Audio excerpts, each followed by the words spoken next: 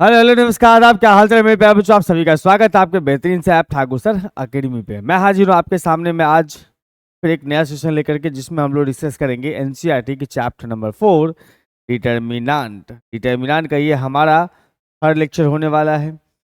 पहला लेक्चर और दूसरा लेक्चर में हम लोगों ने कवर अप किया था। पहले लेक्चर में हम लोग ने डिटर्मिनेंट कैसे इवेल्युएट करते हैं वो कवर अप किया था। दूसरा लेक्चर में हम लोग डिस्कस कर लिए थे प्रॉपर्टीज क्या है डिटरमिनेंट का। और तीसरा लेक्चर हम आपके सामने लेके हाजिर हुए हैं, जिसके अंदर में हम आज डिस्कस करने वाले हैं एरिया ऑफ ट्रायंगल।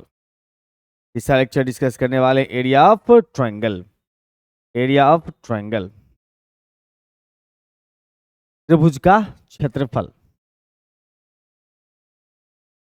कुछ फार्मूला आपने जो 10th में पढ़ा था उसी फार्मूला से यहाँ निकालेंगे हम लोग डिटरमिनेंट के। मतलब एरिया ऑफ ट्रायंगल का कंसेप्ट आपने 10th में पढ़ा था, फिर 11th में भी है और यहाँ पर 12th में भी है, लेकिन 12th में डिटरमिनेंट के कंसेप्ट से निकालना है। तो हम यहाँ पर सीखेंगे कि जो 10th वाला फार्मूला आपने पढ़ा था उसी फार्मूला को हम डिटरमिनेंट में कैसे एक्सपेंड कर सकते हैं, उसको ब्रेक कर सकते हैं।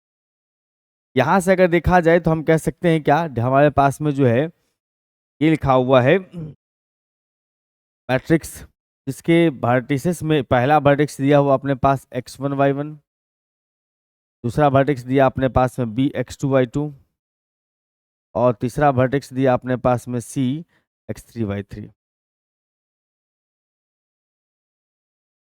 अगर इस ट्रायंगल का एरिया निकालना हो, then if the vertices be the vertices of the triangle ABC, then area of triangle बराबर, then area of triangle ABC का जो वैल्यू होता है 10th क्लास के हिसाब से half into x1 into y2 minus y3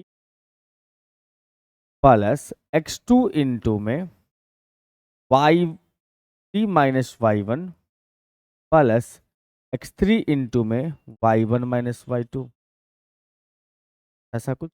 बिल्कुल सर, यही 10th में फॉर्मूला था। अब आप चाहो तो इसको ऐसे भी लिख सकते हो। कैसे सर? 1/2 इंटू में x1 इंटू में y2 माइनस में y3, फिर उसके बाद माइनस कॉमन ले लीजिएगा इसमें, तो x2 इंटू में y1 माइनस y3 और फिर प्लस में x3 अगर आप कॉमन लेते हैं तो y1 माइनस y2। कुछ ऐसा? बिल्कुल सर। अब इसी को डिटरमिनेंट में हम लोग चेंज करेंगे। डिटरमिनेंट में कैसे चेंज करेंगे सर? तो हाफ रहने देंगे, डिटरमिनेंट लिख दिया यहां पर से, यहां पर आ गया सर 1 1 और 1। ऐसे क्यों कर दिए सर? अभी बताता हूं। जैसे आप मान लो कि पहला वाला कॉलम से एक्सपेंड कर रहे हो, इसे पहला वाला कॉलम से, तो यहां पर लिखोगे x1 और आप जानते हो कि कुछ इस प्रकार से एलिमेंट्स होते हैं यहां पर। हम ये जानते हैं कि x1 को लेते हैं अगर, तो इसको इसको छोड़ते हैं, इस दोनों का मल्टीप्लिकेशन ये बनना चाहिए, इस दोनों का मल्टीप्लिकेशन ये बनना चाहिए। मतलब अगर हमने यहां पर से y2 लगा दिया तो यहां पर लगाना पड़ेगा 1, और यहां पर जो है y3 लगा दिया, यहां पर y3 तो यहां लगाना पड़ेगा कितना? 1। बिल्कुल, तब तो इस दोनों का मल्टीप्लिकेशन y2, इस दोनों का मल्टीप्लिकेशन y3 हो जाएगा। अब हम बात करेंगे इसमें कि सर x2 अगर यहां लिए तो वो तो होता माइनस में, माइनस ऑलरेडी है हमारे पास। इसको अब इसको छोड़ना है, इस दोनों का मल्टीप्लिकेशन y1 बनना चाहिए। इसका मतलब यहाँ पर y1 लिखोगे तब तो y1 इंटू 1 y1 बनेगा। इस दोनों का मल्टीप्लिकेशन y3 बनना चाहिए, तो यहाँ पर y3 है ही, 1 डाल दो। और यहाँ पर जो है लास्ट में अगर देखा जाए तो यहाँ पर x3 आएगा। x3 वाले को छोड़ोगे ऐसे तो हमारे पास y1 माइनस y2 जो कि है। तो ये जो अपने पास में आया है इसको बोलते हैं हम लोग एरिया ऑफ ट्रायंगल। इसको हम लोग एरिया ऑफ ट्रायंगल बोलेंगे, area of triangle ABC. Area of triangle ABC, अगर वर्टेक्स का नाम एबीसी है तो एरिया ऑफ ट्रायंगल एबीसी बोल सकते हो। ऐसा।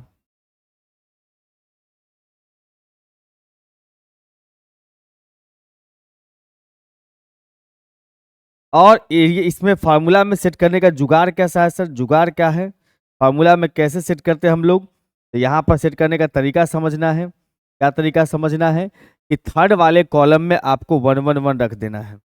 थर्ड वाले कॉलम में आपको 1 1 1 रख देना है, थर्ड कॉलम में 1 1 1 रख देना है, ठीक है। और बाकी जो इधर फर्स्ट रो बच रहा है उसमें पहला वर्टेक्स, नीचे दूसरा वर्टेक्स, नीचे तीसरा वर्टेक्स, पहला दूसरा तीसरा, इस प्रकार से हम इसको मेंशन कर सकते हैं। आप चाहो तो इसको ऐसे भी लिख सकते हो।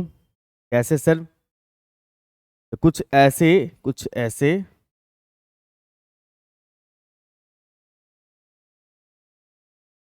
क्योंकि हम जानते हैं डिटर्मिनेंट का अगर रो को कॉलम में चेंज कर देंगे तो वैल्यू को फर्क नहीं पड़ता है। एरिया ऑफ ट्रायंगल एबीसी का एक और तरीका बन सकता है सर, क्या बन सकता है? हाफ इंटू जो भी रो है उसको कॉलम बना दीजिए। इसका मतलब पहला रो x1 y1 है, वो पहला कॉलम बन जाएगा x1 y1 1। दूसरा रो जो है x2 y2 1, वो दूसरा कॉलम बन जाएगा x2 y2 1। और उसके बाद x3 y3 1। ये आपके सामने जो तैयार है ये भी एरिया ऑफ ट्रायंगल है। समझ रहे हो बात? अगर इसको आप चाहोगे कि तो इस हिसाब से भी लिख सकते हो। देखो इस हिसाब से भी इसको लिख सकते हैं हम लोग। अगर सपोज कर लो कि भैया आपने थर्ड कॉलम से इसको एक्सपेंड किया, एरिया ऑफ ट्रायंगल एबीसी को आपने थर्ड रो से एक्सपेंड किया होगा, तो हमारे हिसाब से आया होगा 1 के इंटू में। तो ऐसे लिख लो, मैं एक्सप्लेन कर दूंगा। ये x1 y1 x2 y2, 2/2 का 3 वर्टेक्स है ना, 2/2 का 3 छोटा छोटा डिटरमिनेंट बनाओगे, 3 डिटरमिनेंट बना दिया। उसके बाद यहां लिखेंगे पहला वर्टेक्स, उसके नीचे दूसरा वर्टेक्स, फिर इसको उठा के ले आएंगे यहाँ पर x3 y3 और उसके नीचे लगा देंगे, सॉरी x2 y2 ले आएंगे और उसके नीचे लगा देंगे हम यहाँ पर से तीसरा वर्टेक्स x3 y3। फिर ये ऊपर जाएगा x3 y3 और नीचे आ जाएगा अपने पास में सर x1 y1। ये हमारा एरिया ऑफ ट्रायंगल, ये हमारा एरिया ऑफ ट्रायंगल। अब ये सच में उस फार्मूला किस तरह काम करता है? बिल्कुल करता है। देखो x1 into Y two minus x2 into Y one, x1 into Y two, x1 into Y two, x1 into Y two, x2 into Y one minus में, है ना? बिल्कुल है। तो अगर इसको एक्सपेंड करके आप देखेंगे, अगर इसको ब्रेक करके अगर आप देखेंगे यहां पर से, तो ये 10th वाला फार्मूला ही देता है। लेकिन आप पढ़ रहे हैं 12th क्लास में, तो आपको लगाना चाहिए हमेशा इसी फार्मूला को, हमेशा इसी फार्मूला को अप्लाई करना है। आपको ज्यादा सोचना नहीं इधर उधर, हमेशा आपको इसी फार्मूला को अप्लाई करना है, इधर उधर नहीं सोचना। हाँ, एक चीज और याद रखिएगा, एरिया ऑफ ट्रायंगल जो होता है, एरिया ऑफ ट्रायंगल उसको हम लोग डेल्टा के नाम से भी जानते हैं।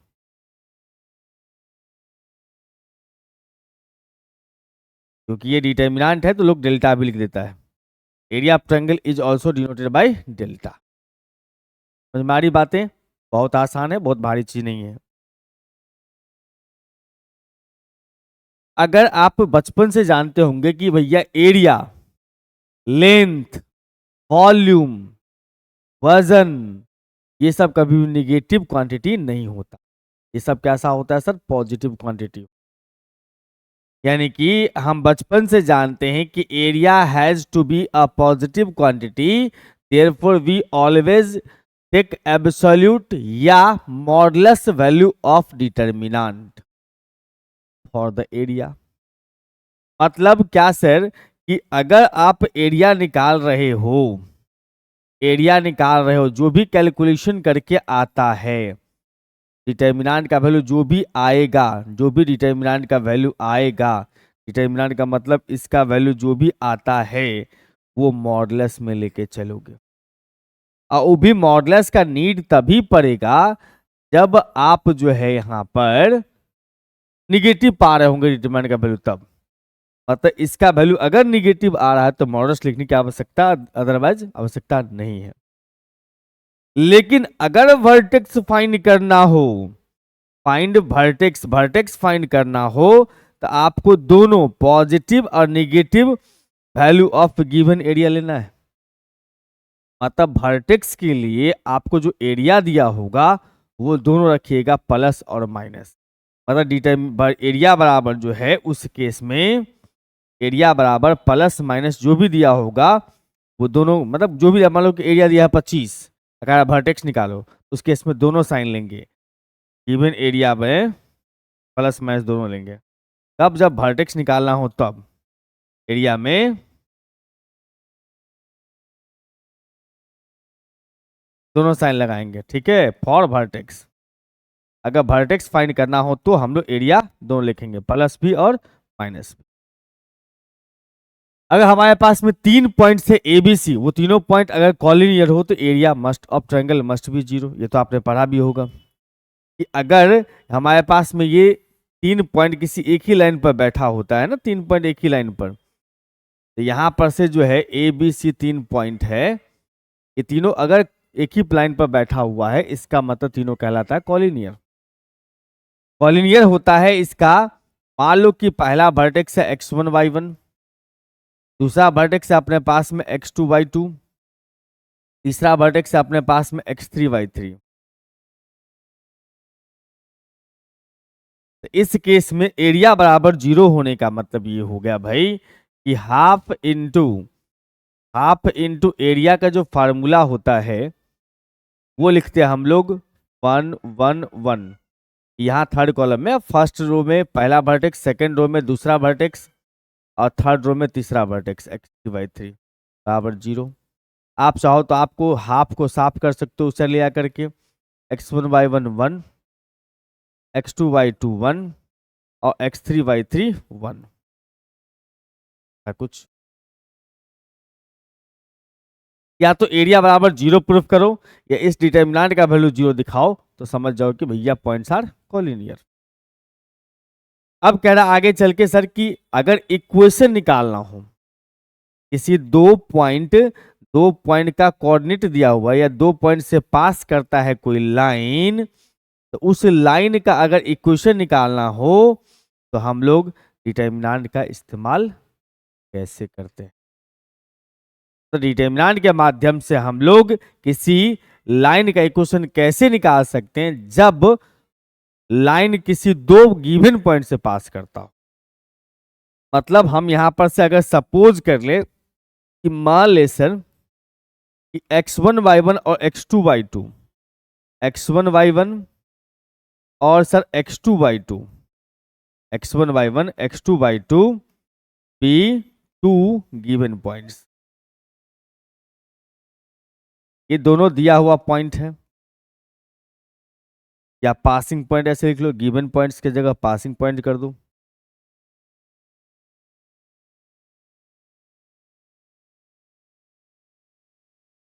ये दोनों पासिंग पॉइंट्स हैं, इसका मतलब हम इसको यहां पर लाइन पर दिखा दिए और उसके बाद यहां पर दो पासिंग पॉइंट है, एक पासिंग पॉइंट अपने पास ए है, दूसरा पासिंग पॉइंट बी दिया है।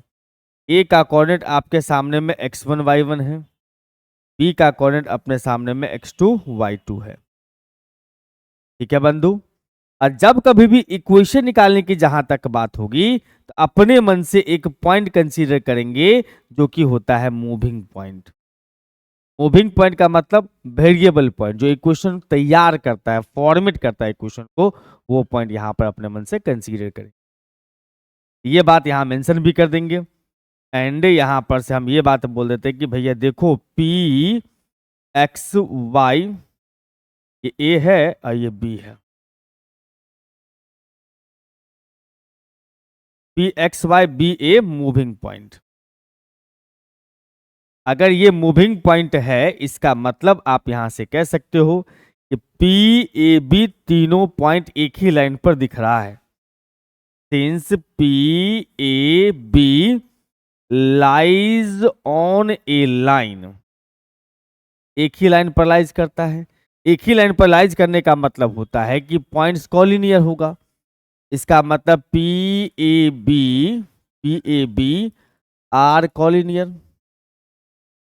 ये तीनों पॉइंट क्या है सर? कॉलिनियर है। कॉलिनियर है इसका मतलब एरिया जो निकालोगे इसका area of triangle P A B must be equal to कितना 0। एरिया 0 है, इसका मतलब हम ये कहेंगे हाफ इंटू, ऐसे ऐसे हाफ इंटू थर्ड कॉलम में 1 1 और 1 डाल देंगे, x और y, और उसके बाद यहां आ जाते हैं हम लोग x1 y1 x2 y2, x1 y1 और x2 y2 बराबर कितना है सर 0। हाफ उस साइड जाके साफ हो जाएगा भैया, x1 y1 1 x2 y2 1, यानी कि किसी भी, अच्छा इसको अगर हम एक्सपेंड कर देंगे तो एक इक्वेशन फॉर्म करेगा, जो इक्वेशन आएगा वही इक्वेशन ऑफ लाइन हो। इसका मतलब हम ये कहना चाह रहे थे कि अगर कोई लाइन दो पासिंग पॉइंट रखता है तो उसका इक्वेशन कैसे निकाल सकते हैं डिटरमिनेंट के माध्यम से। तो ये एक्स वाई, पहले तो थर्ड कॉलम में 1 1 डाल देना, एक्स वाई हो गया वेरिएबल पॉइंट जो अपने तरफ से डालोगे, ये जो x1 y1 x2 y2 है ये पासिंग पॉइंट है, इस सब को डाल देना है किस में, इस डिटरमिनेंट में, 0 के बराबर लिखना है, सॉल्व करके जो लाओगे वही हमारा देगा इक्वेशन ऑफ लाइन। ठीक है बंधु, बहुत बड़ी, कुछ क्वेश्चन सीखते हैं तब और ज्यादा कहानी आपको क्लियर समझ में आ। देखिए कहता है यहां पर से कि find the area of triangle with vertices, the point vertices at the point given in each of the following. दो क्वेश्चन आपको दिया हुआ है, इस दोनों ही क्वेश्चन के लिए आपको एरिया निकालना है, जबकि पासिंग पॉइंट आपको गिवन है। तो ऐसा समझ लेते भैया, पहला अगर हम सॉल्व करने जा रहे हैं तो ऐसा हल्का सा छोटा सा फोटो बगल में दिखा देना, जिससे थोड़ा सा सुंदरता बढ़ जाता है सॉल्यूशन का। आपने ये दिखा दिया फोटो, इसमें दिखा दिया कि भैया ये पहला वर्टेक्स दिया 1 0, दूसरा वर्टेक्स दिया अपने पास में 6 0, तीसरा वर्टेक्स दिया अपने पास में 4 3। यहां से हम जानते हैं भैया एरिया बराबर हाफ इंटू डिटरमिनेंट में हर कॉलम में 1 फिट कर ही दो हर हाल में, ठीक है, और पहला रो में पहला वर्टेक्स 1 0 6 0 और 4। ठीक है बंधु, बहुत बड़ी। अब हम क्या करेंगे सर, इसको इवैल्यूएट करेंगे। हम ये जानते हैं कि इधर ज्यादा 0 हो, जिस डिटरमिनेंट के मतलब जिस रो में ज्यादा से ज्यादा 0 हो उधर से सॉल्व करने पर जल्दी बनता है। तो हम क्या करेंगे उस केस में, इसको इवैल्यूएट करेंगे सेकंड कॉलम से, यानी एक्सपेंड कर लेते हैं इसको सेकंड कॉलम से, expanding along C2, plus minus, ये माइनस से स्टार्ट करेंगे हम, माइनस से स्टार्ट करेंगे, यानी हाफ इंटू में -0 प्लस 0 फिर प्लस का 3, नहीं माइनस का 3, प्लस माइनस प्लस माइनस 3 रखोगे। इस केस में हम लोग यहाँ पर से ये बात करेंगे सर, इसको हमने छोड़ दिया, 1 6 6 1 1 6 6 1 1 1 1 1 6 1। अब यहाँ पर से देखो हाफ इंटू में, यहाँ पे आ जाएगा सर, अगर देखा जाए तो माइनस में 3 इंटू 1 माइनस में 6 मतलब 5 5 प्लस 3 का मल्टीप्लीकेशन 15 15 बटा 2, ये अपना एरिया हो गया। समझ रहे हो बात। दूसरा क्वेश्चन अपने पास में दिया हुआ है सर, दूसरा क्वेश्चन में हमें क्या कह रहा है भैया कि ट्रायंगल का एरिया बताना है, जबकि वर्टिसेस इसका भी दिया हुआ है। ऐसा करते हैं, इस साइड आते हैं, सेकंड नंबर में ट्रायंगल का हमें वर्टिसेस दिया हुआ है। पहला वर्टेक्स दिया अपने पास में 2 7 1 1 और 8 0, वर्टिसेस में पहला है 2 7 1 1 और 10 8।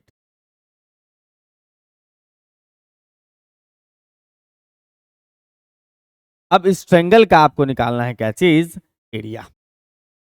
तो एरिया बराबर लिखोगे अपन 10th क्लास वाला फार्मूला, बिल्कुल अप्लाई मत करना जब 12th में पढ़ रहे हो तो, हाँ ऑब्जेक्टिव क्वेश्चन होगा तो आप अप्लाई कर सकते हो। हाफ इंटू थर्ड कॉलम में 1 1 और 1 डाल देना है। अब पहला रो में लिखेंगे पहला वर्टेक्स मतलब सर 2 7, दूसरा रो में लिखेंगे दूसरा वर्टेक्स सर 1 1, तीसरा में लिखेंगे तीसरा 10 और 8। अब इसको कहीं से भी एक्सपेंड करो, कहीं भी जीरो नहीं है तो चलो एक्सपेंडिंग अलोंग R1 ही कर लेते हैं। यहां से लिखेंगे हाफ इनटू में सर R1 का क्या कहानी चल सकता है, 2 1 1 8 1 माइनस में 7, उसके बाद जो है सर 1 1 10 1, उसके बाद फिर चलोगे इसको इसको छोड़ देंगे हम लोग है ना, 1 1 10 1, फिर इसका एक के लिए इसको इसको छोड़ देंगे 1 1 10 0 1 1 10 0। अब यहां पर से सर दिखेंगे क्या, हाफ इनटू में 2 इंटू 1 माइनस में 8, फिर प्लस नहीं -7 इंटू में 1 माइनस 10, फिर 1 इंटू में 0 माइनस 10, कैलकुलेट कर लिए 0 माइनस 10। अब क्या करना है सर, कुछ खास नहीं, ये हो जाएगा हाफ इंटू 7 दूना 14 लेकिन माइनस में। उसके बाद सर यहाँ पर देखो प्लस में आ जाएगा 9 सत्ते 63 63, ये -9 सत्ते 63, अब माइनस का 10, यानी कुल मिला के कहा जाए तो हाफ इंटू 24 63 माइनस में 24, हटा दीजिएगा इसमें तो 1/2 इंटू में 13 तो 9, उसके बाद यहाँ पर आ जाएगा अपने पास 5 में से 2 गए तो 3 39 39/2। एरिया निकालने के लिए डिटरमिनेंट का इस्तेमाल इस प्रकार से किया जा सकता है। अब आते हैं सर अगले क्वेश्चन पे, if area of triangle with vertices x4 2 - 6 5 4 is 35 square unit, find x। बढ़िया क्वेश्चन है। कहता है ट्रायंगल का एरिया आपको दिया हुआ है, ट्रायंगल का सबसे पहले वर्टिसेस मेंशन कर रखा है x और 4, 2 माइनस में 6, उसके बाद 5 और इसका एरिया कहता है 35 है, तो आपको x का वैल्यू निकाल, हमें एरिया बराबर दिया हुआ है 35। इसका मतलब यहां से लिखोगे सर हाफ इंटू, हर कॉलम में 1 1 1 डाल दोगे, यहां आ जाएगा x 4 2 - 6, सेकेंड वर्टेक्स 5 4, इधर लगाओगे प्लस -35, क्योंकि हमने करवाया है आपको कि वर्टेक्स निकालने के लिए आप एरिया का जो वैल्यू दिया होगा उसमें प्लस और माइनस दोनों साइन लेके चलोगे, जरूरी है। तो चला गया उस साइड में और हम यहां पर से इसको एक्सपेंड कर देंगे x -6 1 4 1, उसके बाद -4 इंटू में इसको इसको छोड़ दिया हम लोगों ने 2, अब माइनस नहीं 2 1 5 1, फिर उसके बाद फिर +1 रखेंगे, इसको इसको छोड़ देंगे 2 - 6 5 4, 2 - 6 5 और 4 बराबर लिखोगे प्लस माइनस का 70, 35 दूना 70, नहीं, हाँ जी। अब यहां पर से आप देख लो कि सर x इंटू आ रहा है -6 -4, फिर -4 इंटू में 2 माइनस में 5, उसके बाद प्लस में 1 इंटू में 4 दूना 8 और 6 पंचे 30 बराबर लिखोगे प्लस माइनस का 70, 4 दूना 8 6 पंचे 30। इसका मतलब लिखोगे यहां पर से सर माइनस का 10x, माइनस में हो जाएगा अपने पास प्लस, क्योंकि -3 बच रहा है, ये 3 चौका 12 और उसके बाद 38 बराबर में लिखोगे प्लस -70। यानी कि कुल मिला के अगर मैं यहाँ से आगे बढ़ूँ, हम यहाँ से कह सकते हैं इसका मतलब -10x माइनस में 10x और फिर प्लस में 50 बराबर प्लस -70। इसका मतलब यहाँ से 10 कॉमन ले लो, सब में से 10 हट गया, डिवाइड कर दो 10 से सब में, बस इतना समझो, +-7।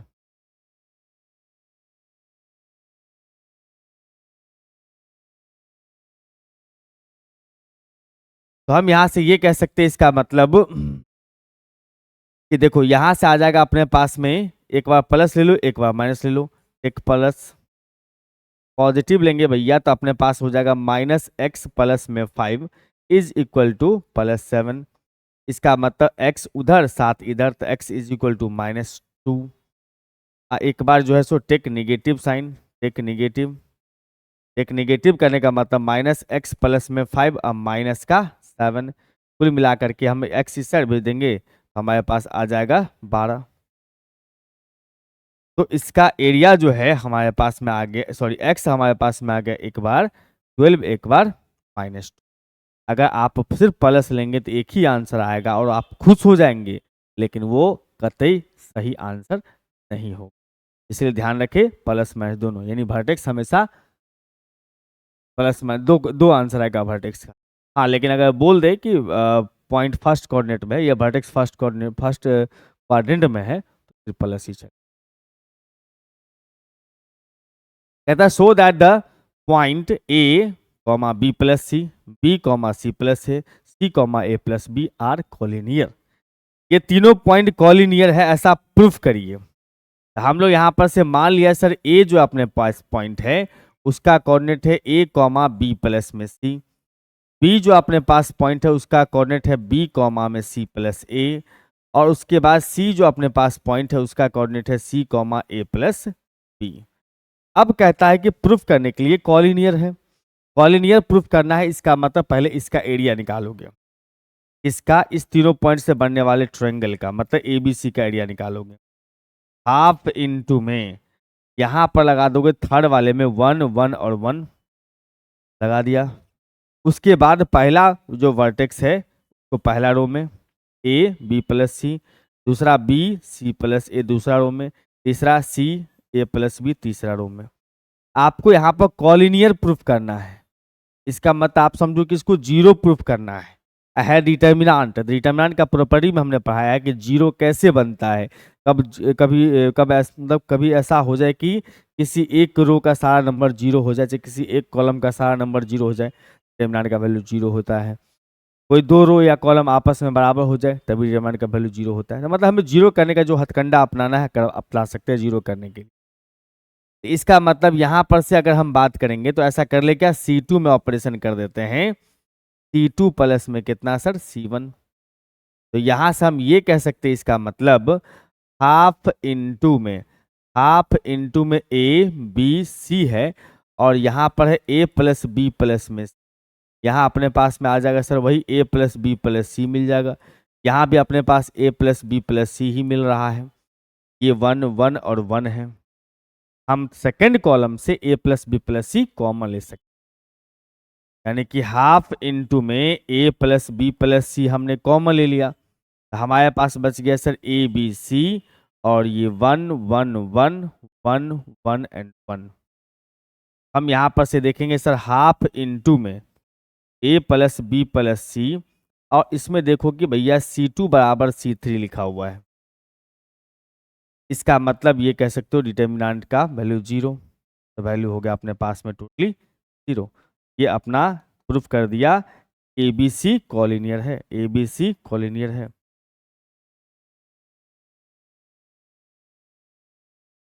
डिटर्मिनेंट का वैल्यू जीरो है, इसका मतलब ABC कॉलिनियर। ठीक है बंधु, बहुत बढ़िया। अब आते हैं यहां पर से sir find the equation of line joining 3 1 and 9 3 using determinant. Determinant का कंसेप्ट इस्तेमाल करते हुए आपको ये इस दोनों पॉइंट से पास करने वाले लाइन का इक्वेशन निकालना है। एक पासिंग पॉइंट दिया अपने पास में 3, ज्वाइनिंग दिया हुआ है, ज्वाइनिंग पॉइंट लिखा रहे या पासिंग पॉइंट एक ही बात होती है। ज्वाइनिंग पॉइंट का मतलब हुआ कि स्टार्टिंग वाला पॉइंट और एंड पॉइंट दिया अपने पास। अब यहां पर से देखो कि सबसे पहला काम करना कि एक मूविंग पॉइंट मान लेना। मान लिया sir P X Y P A moving point, आपने मूविंग पॉइंट मान लिया तो डायरेक्ट लिखोगे यहां पर से देयरफॉर इक्वेशन ऑफ लाइन जो है वो कितना हो जाएगा सर, तो डिटर्मिनेंट ऑफ हर कॉलम में 1 बराबर 0। इधर जो है हम लोग यहाँ पर एक्स और वाई अपने मन से लिख देंगे और पहला और दूसरा पॉइंट को दूसरा तीसरा रो में सजाएंगे 3, 1, 9 और 3। यहाँ पर सिंपल है, एक्सपेंड कर दोगे, एक्स रखेंगे 1, 1, 3 और 1। पहला रो से ही एक्सपेंड करना जिसमें एक्स वाई दिखाई देता हो। ये दोनों गायब हो गया 3, 1, 9, 1, 3, 1, 9, 1। फिर 1 रखोगे तो इस केस में चलेंगे हम लोग, इसको छोड़ दिया, हम कह सकते हैं यहाँ पर 3, 1, 9, 3, 3, 1, 9 इज इक्वल टू 0। ठीक है बंधु, बहुत बढ़िया। यहाँ पर x के इंटू में आ जाएगा, x के इंटू में 1 माइनस में 3, फिर y के इंटू में आ जाएगा 3 माइनस में 9 और उसके बाद 1 के इंटू में 9 माइनस में 9 बराबर 0। हाँ जी सर, बहुत बढ़िया। अब इसमें देखो माइनस का 2x बन रहा है, उधर में माइनस का 2x, ये हो जाएगा सर माइनस का 6, इधर माइनस पहले से है तो प्लस में 6y। आइए भाई साहब 0 बराबर में 0, यहाँ से -2 से भाग लगा दोगे तो x माइनस में 3y इज इक्वल टू 0। -2 से हमने डिवाइड कर दिया दोनों तरफ, ये हमारा इक्वेशन तैयार है। तो इस प्रकार से आप निकाल सकते हैं डिटर्मिनेंट का इस्तेमाल करके लाइन का इक्वेशन। एक ऑब्जेक्टिव क्वेश्चन भी देख लीजिए, खूब रिपीटेड है। वैसे हमने दूसरा क्वेश्चन बताया सेम उसी पैटर्न का है, लेकिन यहाँ पर हम कुछ नया चीज आपको सिखाने वाले हैं और कुछ सावधान रहने का जुगाड़ भी बताएंगे। हमारे पास में सर एक डिटर्मिनेंट है, सर हमारे पास में एक डिटर्मिनेंट है। इस डिटर्मिनेंट का ए पॉइंट अपने पास में लिखा हुआ है सर 2, 6, 2 - 6 और उसके बाद सर बी पॉइंट अपने पास में लिखा हुआ है 5, 4 और सी लिखा हुआ अपने पास में सर के 4। अब कहता है इसका एरिया दिया हुआ अपने पास में 35, तो कहता है कि इसमें जो के का इस्तेमाल किया गया यहाँ पर, इस के का मान बताओ। आया दूसरा नंबर क्वेश्चन कंसेप्ट कि सर एरिया दिया अपने पास में, एरिया बराबर में 35 दिया हुआ है, तो आपको कहता है यहाँ पर से के जो यूज किया उसका वैल्यू बताओ। एरिया दिया 35, इसका मतलब आप यहाँ से हाफ इंटू डिटर्मिनेंट में पहला नहीं तीसरा वाला कॉलम लिख दोगे 1 और RHS में प्लस माइनस 35 कर देना है। पहला वर्टेक्स है सर 2 माइनस में 6, दूसरा वर्टेक्स है अपने पास 5, 4 और तीसरा वर्टेक्स है 5 के 4 बराबर प्लस माइनस 35। ये हाफ चला गया उस साइड में तो प्लस माइनस 70। एक्सपेंड कर लो इसको, पहला ही कॉलम से एक्सपेंड कर लो, तो 2 रखोगे यहाँ पर से तो अपने पास आ चुका होगा 4, 1, 4, 1। फिर उसके बाद माइनस में 5 रखोगे, ये वाला इसको छोड़ना -6, 1, 4, 1। उसके बाद फिर प्लस में लिखोगे के इंटू इसको छोड़ना है 6 -6, 1, 4, 1 बराबर लिखोगे प्लस माइनस का 70। तो यहां पर से हम देखेंगे सर ये हो जाएगा अपने पास 2 इंटू में 4 - 4 और इसमें देखोगे तो -5 इंटू में 6 6 6 माइनस में 4 और फिर के इंटू में आ चुका होगा -6 माइनस में 4 is equal two plus minus का 70।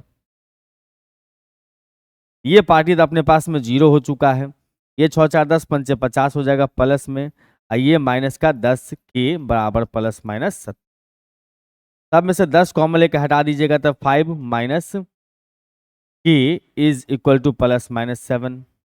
यानी कि एक बार प्लस लगाइएगा तो प्लस लगाने पर ये हो जाएगा अपने पास में 5 माइनस में के बराबर में 7 और दूसरा लगाइएगा तो 5 माइनस में के इज इक्वल टू -7। यहाँ से के का वैल्यू आ जाएगा इस साइड, ये 7 इस साइड तो माइनस का 2, यहाँ से के का वैल्यू निकालोगे तो के का वैल्यू आ जाएगा अपने पास 7 5 12। यहाँ पर बस हम आपको ये सिखाना चाह रहे थे बंधु कि के का वैल्यू यहाँ पर कितना आया सर, 2 वैल्यू आया, एक -2 भी आया और +12 भी आया। अगर आप सिर्फ प्लस का लेते यहाँ पर एरिया तो क्या आता, -2 आंसर आता और आप खुश हो जाते कि हमारा ऑप्शन जो है वो बी सही है। अभी के हिसाब से -2 और +12 वाला आंसर सही है, -2 +12 वाला आंसर सही है। अगर आप सिर्फ प्लस लेते तो भी आप सॉल्व करके -2 ले आते और यहां पर ऑप्शन बी अवेलेबल था। अब गलती से माइनस ही पहले आप ले लेते तो क्या होता भैया, +12 आता, ए ऑप्शन में ही था। लेकिन लेकिन लेकिन हमेशा हमेशा दो कंडीशन आएगा, इसीलिए आप याद रखेंगे कि जब भी एरिया दिया हो, वर्टेक्स निकालने का काम हो, तो उस केस में दोनों प्लस और माइनस साइन दोनों का हम लोग एरिया पकड़ के, मतलब एरिया में दोनों साइन लेके चलेंगे, प्लस और माइनस। इसके साथ आपका एरिया ऑफ ट्रायंगल का सारा कहानी कंप्लीट होता है। आप सभी से रिक्वेस्ट है कि आप एनसीईआरटी के एक्सरसाइज 4.3 को बनाएंगे।